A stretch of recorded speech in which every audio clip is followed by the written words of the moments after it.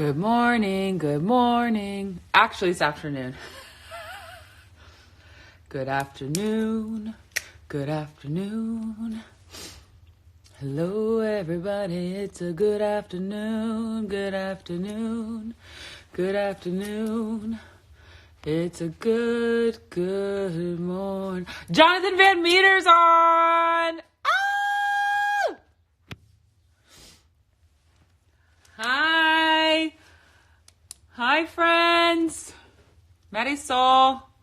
Hey guys, we're going live today with Shetty, and I want you guys to think of this as a pretty big deal on the go, on the fly. Today, his episode on Pretty Big Deal launches in an hour on YouTube. You'll be able to watch and listen to it. Jay is not only a good friend of mine, but he is a author, a podcast host. He is an incredible guru of anything and everything positive, which is somebody that is really great to listen to and hear from in these times. And we're going to talk today a little bit about your relationships during quarantine, whether it's a relationship with yourself, whether it's a relationship with everybody in your house, like me, with your neighbors, with your baby, with your family, whoever it is, and how's it going? And we want to hear from you guys. We want to hear questions from you. And Jay's going to join us, and we're going to talk a little bit about that. So again, this is Pretty Big Deal on the fly. Hello. And let's see if Jay has come on. Hi, Revlon. Oh my gosh, I have so many friends on here. Paris. What's up? Jay's on. Here we go. Adding Jay. Adding Jay.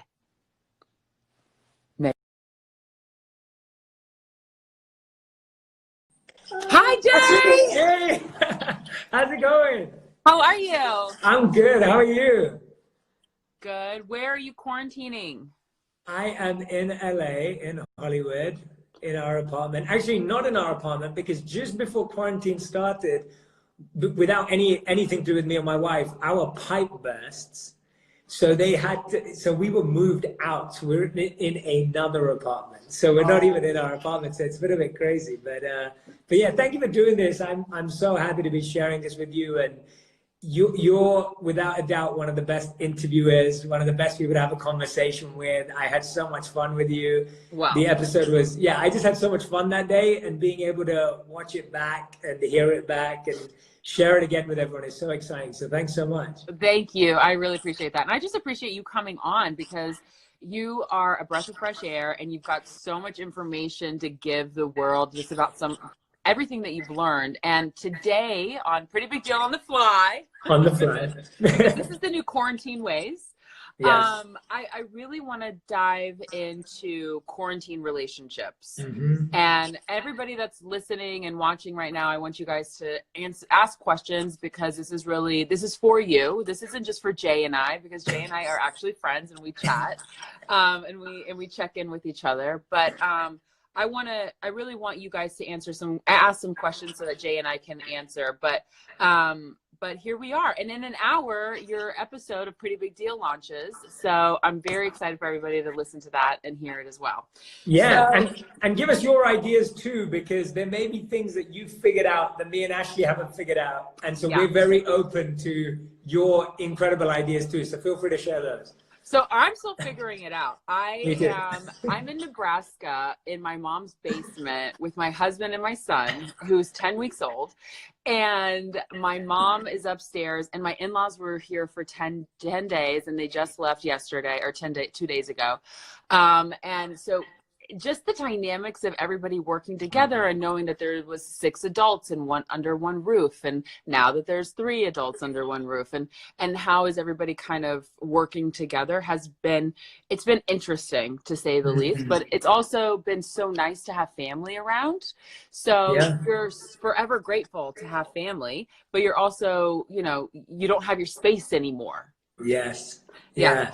Exactly. So, what are some tips that you think that we can give, or that you can give people to get through this quarantine and to get through it with a positive attitude?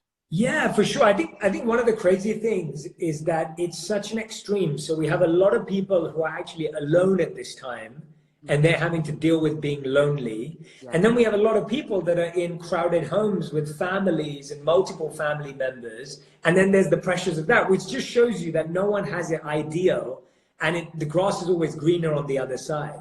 Right. And so what I'd like to remind everyone is that whether you're in a family situation or whether you're alone, it's a good time to be grateful for either one of those scenarios and to approach them. So I want to start off with the loneliness one. And I've been speaking a lot about this because when I was a monk, we were exposed to this a lot because you spend time alone a lot. Mm-hmm. And we were taught how loneliness is always equated to weakness. Like being alone is always seen as a deficiency. Like when kids are young, if they're the loner at school, or they're not popular if they don't have many people around them. So we see being lonely as a bad thing. But actually, as Paul Tillich, philosophers and others have said, that there's another word for loneliness. It's called solitude.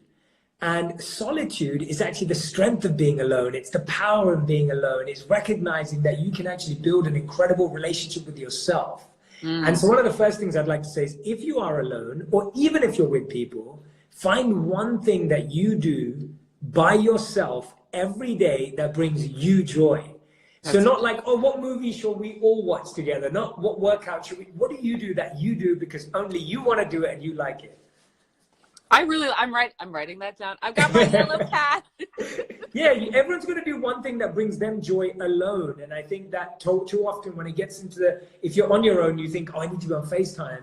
And if you're in a big group, you constantly think, oh, I need to do what the group wants to do. No, that's a really good point, because being in a group, you're accommodating people constantly. And then after 2 weeks of accommodating people, then you've kind of run the risk of going a little bit manic yourself. Yeah, so I was doing that all week. So I love picking movies because I'm a big movie junkie. And I was letting my wife and our friend pick movies, and they were picking these movies, and I was just like, every night I was literally, no one was watching the movies. And so the other day I was like, I'm deciding the movie.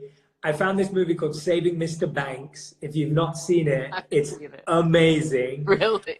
It's incredible. It's got Tom Hanks in it. It's got Emma Thompson. It's brilliant. If you've never seen it, it's amazing. I found it. I was literally going, best movies, IMDb, 2020, 2019, 2018, 2017. Anyway, so I found it. It's 2013. But it's a great movie. And so, and everyone enjoyed it. And that was the point, right? It was like, if you sometimes make a decision that brings you joy, it can have that impact on others too. And I think that the other problem about being alone is you keep doing all the things that you think are making you happy, and then you run the risk of being on social media for too long, being on a screen for too long. What are your tips and tools for people who are alone? Because you were a monk for so long, what were those days like? How did you fill them up? Because there are a lot of people who can't go outside. Like, I have a lot of friends in New York. I know there's tons of people who live in the suburbs who are like able to go into their yard, but for those people who are cooped up in an apartment. Yeah, one of my favorite ones that I was saying to someone was to organize your photo gallery. So I was like, this is that one time where you can go open up your phone and you can build albums, you can build like categories. I need to do that. Yeah, it would be so cool. And the best thing about that is once you've done that, and let's say you do it with a really good friend who you haven't seen for a while, you can send them that gallery and you can send it to your parents, you can send it to your family. And I think there's something special about reliving old memories, because even though we can't go outside right now, even though we can't be with people right now, when we look back on our lives and we're like, oh, I remember when I went to that trip. I remember when we did that with family on Thanksgiving. I remember that Christmas.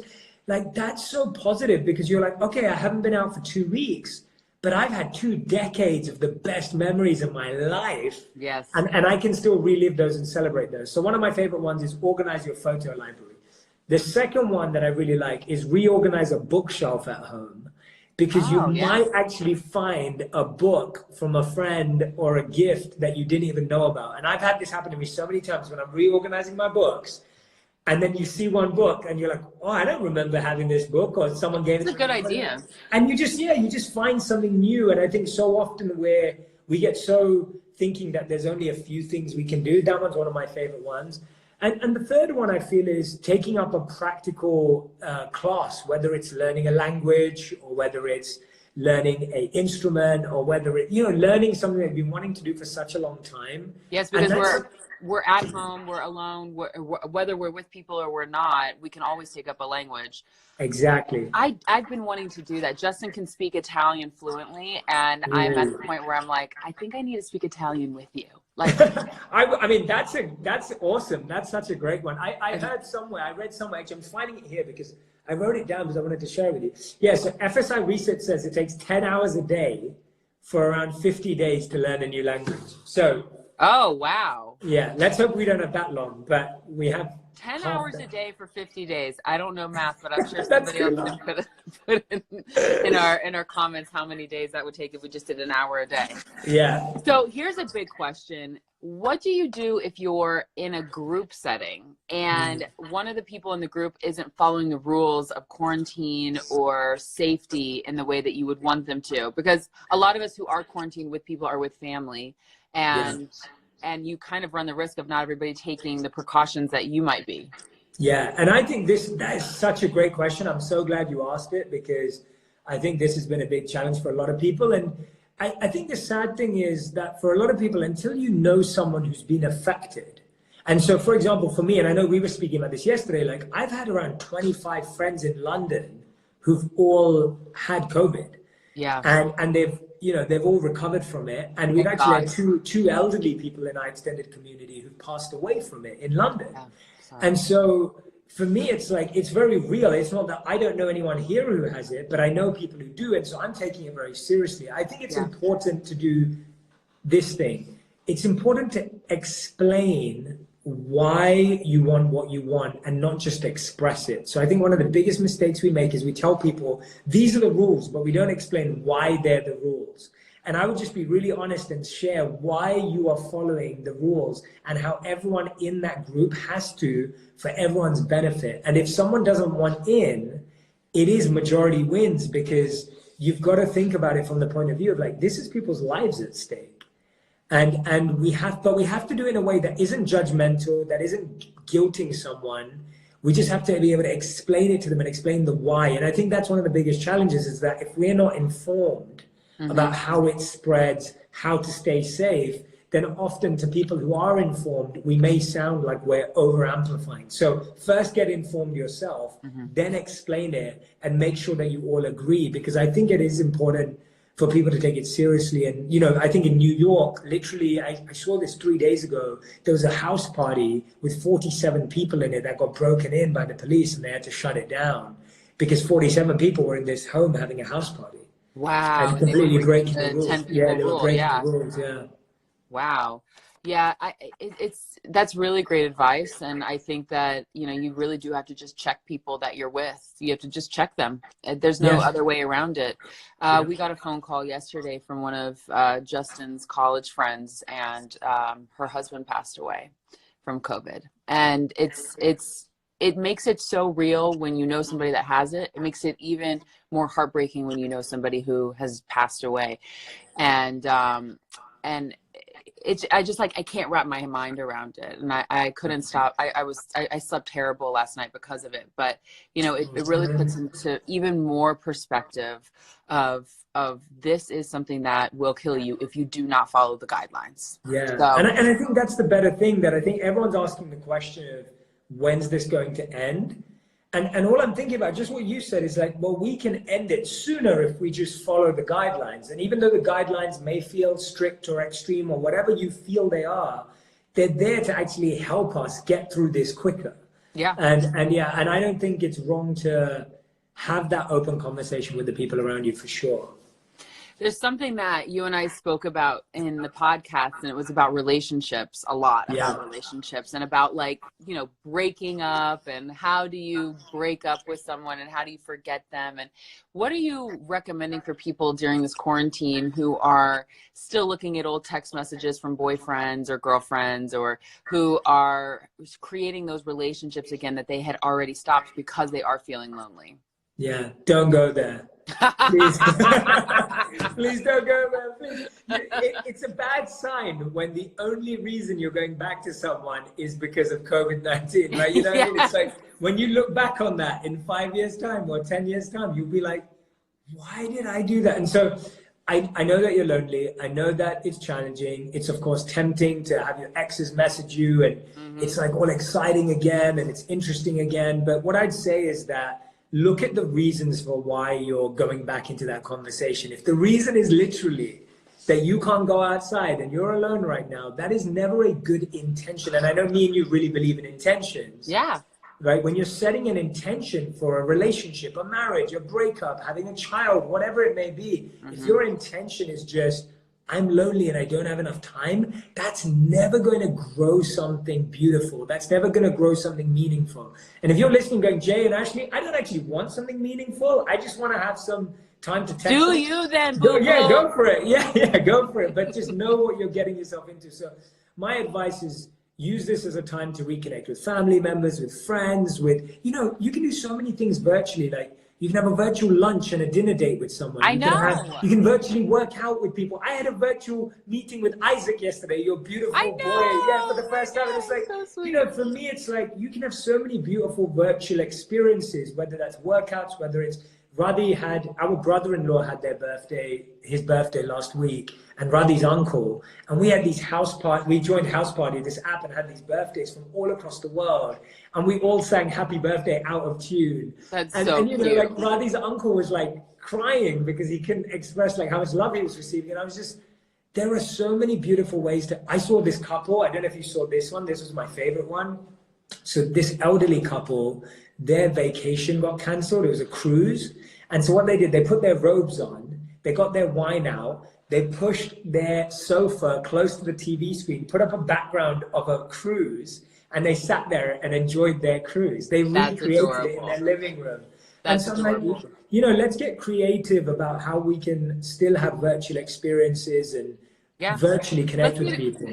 I know. And that brings me to physical touch. Like, how do we replace that physical intimacy with other people? Because that also is a desire and a need and a want. 100%. Yeah. I mean, I think one of the most important things, it's a shame because we know how important hugs are and embraces are. And actually on one of my meditations, I led a self-massage meditation, which was amazing. And yeah, it's a simple technique. It's just using like the middle three fingers and just gently rubbing in your head, placing pressure points and things like that. And it's so important to do that because right now, so much tension and stress is getting locked into our bodies. And it's not releasing in any other way. So I think that I would recommend some sort of self-massage. I recommend baths. Like anything where you feel submerged physically, and trying your best to at least connect with your own body, whatever that means to you, right? Like that's really important as well. Like not just neglecting and saying I don't need it, whether that's workout or whatever it may be. Yeah, don't neglect. This is not the time to neglect yourself. No, do not. Do what your body needs. Exactly. I have a weighted blanket that I really love, and I'll just cozy under it, and it just feels like the weight of the world is off of me because I'm feeling so cozy underneath this blanket. Oh, I love that. That's cool. I've never. There's also this therapy that my midwife did with me before I gave birth, and it's called havening. Have you heard of it? I have, yeah. That's with your hands too. You basically like rub your arms, and then you rub your face, and then you do like your hands like this. You can haven yourself, but also she does it to you. You can have havening coaches, but she taught me how to do it to myself. And so when I'm feeling like a little bit like anxious or I don't know like what I'm about to do, like just like a little bit like that feeling, that word, that word for it. I'll haven myself, and then sure enough, I think Justin Bieber was caught havening himself walking out of somewhere. So I was like, he was the one who told me about it. Yeah. Oh yeah, so there you go. So there's also and then there's qigong as well. Like qigong is really good too, and it's more like energy healing, and it's done by simply like hitting, like not hitting, obviously, don't hit yourself, but like just like energizing your body. And so there's a lot of qigong, great YouTube videos. And I think all of that, if you don't enjoy indoor workouts or exercise, these are good ways of keeping that connection with your body. Yeah, these are. Oh, somebody just said, is it called havening? Yes, it's called havening. Yes. Havening, not halvening. It's havening. Yeah. Why don't we look at some of the questions that people have asked us? Yeah, let's do it. And see what's going on. Who should hello. Come on. Everybody's saying like, hi, first question. You guys, we have Shetty here. We have the guru of all. Well, what have you been asked a lot during this time, Jay? I mean, I know that there's the thought of loneliness, and a lot of people have been asking about that. But what are some of the things that people have really been having a hard time with that you've been hearing? I think one of the big ones is, when's this going to end? That has an end date. An end date. Everyone wants a deadline and an end date. And I think the challenge with wanting that comes from our desire to want certainty. Like we want certainty. And this situation is testing our ability to realize that actually not much life is ever that certain. And this is really pushed to really think about what's certain and what's not. And so my advice in that scenario is always stop thinking about the end and get back into here right now, the present moment. Are you washing your hands? Are you staying safe? Are you using your time wisely? Are you giving yourself a break? Are you adapting correctly? Because guess what? The end date is affected by what you do now. That's the good end, advice. and the end date is not going to change based on thinking about the end date. The end date's going to change by what you do now and what we all do now. And so the more we all live in the present moment, as always, everything will work in the right direction. And I think that's what anxiety does to the mind. It forces you to live in the future. It forces you to live forward thinking, not realizing that the future is changed now. Yeah, no, that's really good advice. I just read 2 questions and they're kind of like, I can combine them. Yeah. One is, how is this going to change the world, and will there be positivity walking out of COVID-19? Yeah, that's a great question. I think that I'm seeing the positives already. One of the positives I'm seeing is that people are learning to be more human through digital. Like before, our digital devices would take us away from people, and now all of a sudden we're all using our digital devices to actually be with people in one way or another. And so we finally figured it out as to how to connect in a human way. Yeah. I think the other thing that's positive that's going to come out with is the first time that everyone in the world actually has empathy for themselves and others. Like it's the first time we're all thinking about the same thing, and it affects all of us. And I think that unification is really powerful, that we recognize that our actions impact each other. Yeah. And that we're now living in consciousness and compassion and saying, okay, I've got to be careful about what I do and how that affects my grandparents and my kids and your newborn. Yeah. And so and that's fascinating for me. It's like Isaac, like this is the world he's born into, and he has no clue. Yeah, he has no recollection of what's happening. No, and you think about it. So I'm actually very positive and optimistic about this leading to a new connectivity, a new unification of humanity, a new growth period, because it's reminding us of what it's because we're stripped away, right? Like we're completely stripped away. Like the material things don't matter anymore. You can't buy half the things. There's nothing to do with them. You can't go outside. So all you're left with is with you and your mind and yourself. And so when we learn to live with just that, we become better. I love that. That's so good. There was a really good question that just came through that Tell me. I think a lot of people are probably wondering, and they're quarantining with their partner, and whether they're enjoying that time with their partner or not. But the question that came through was, I'm quarantining with my husband and I'm losing interest in him. How do I continue to like him? I'm not laughing at you or anyone else in the question. I'm laughing at it because it's just so real. It's real. Now. No, it's real. It's real. It's real. We're spending more time together than we ever have before. You're going to see parts of your partner that you've never seen before.